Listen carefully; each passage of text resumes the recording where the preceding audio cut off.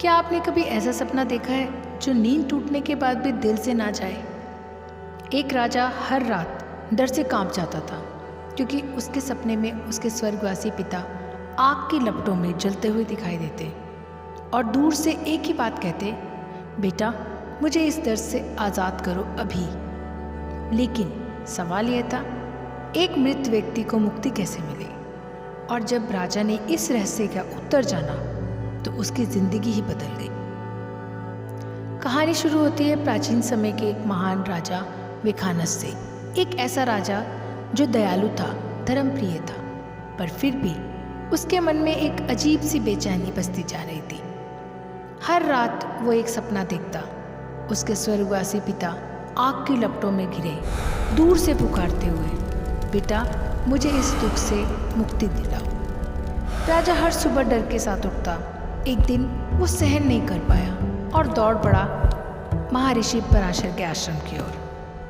महर्षि ने राजा की सारी व्यथा सुनी, कुछ देर ध्यान में बैठे रहे और फिर बोले, राजन तुम्हारे पिता नरकलोक में कष्ट भोग रहे हैं, कारण उनके जीवन का एक अधूरा कर्म। राजा विचलित हो उठा, गुरुदेव मैं क्या करूं, उन्हें कैसे बचाऊं? महर्षि ने उत्तर दिया, तुम्हारे लिए एक ही उपाय है, आने वाली मोक्षदा एकादशी का व्रत। इस दिन किए गए उपवास, दान और जागरण का फल जिसे भी समर्पित किया जाता है उसे मिलती है मोक्ष की प्राप्ति।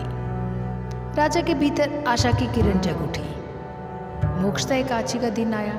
राजा ने उपवास रखा, विष्णु भगवान का विशेष पूजन कराया, हजारों ब्राह्मणों को दान दिया और फिर अपनी आंखें बंद करके गहरी भक्ति से बोला, हे प्रभु आज के इस व्रत का पुण्य मैं अपने पिता को समर्पित करता हूँ।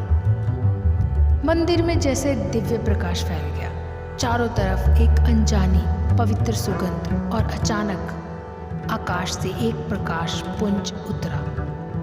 उस प्रकाश से आवाज आई, राजा विखानस तुम्हारे पिता को आज मोक्ष प्राप्त हो चुका है।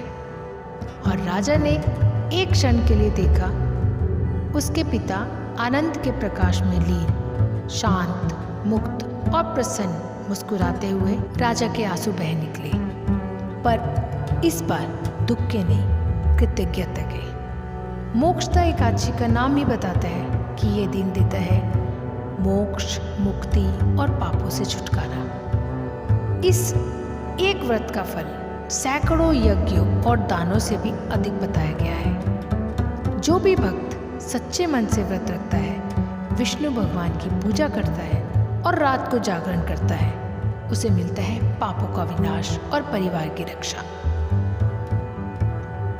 यदि आपको ये कथा पवित्र और प्रेरणादायक लगी तो इसे अवश्य सुने, साझा करें और कमेंट में ज़रूर लिखें। ओम नमो भगवते वासुदेवाय।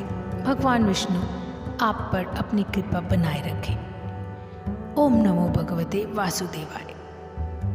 जय श्री हरि।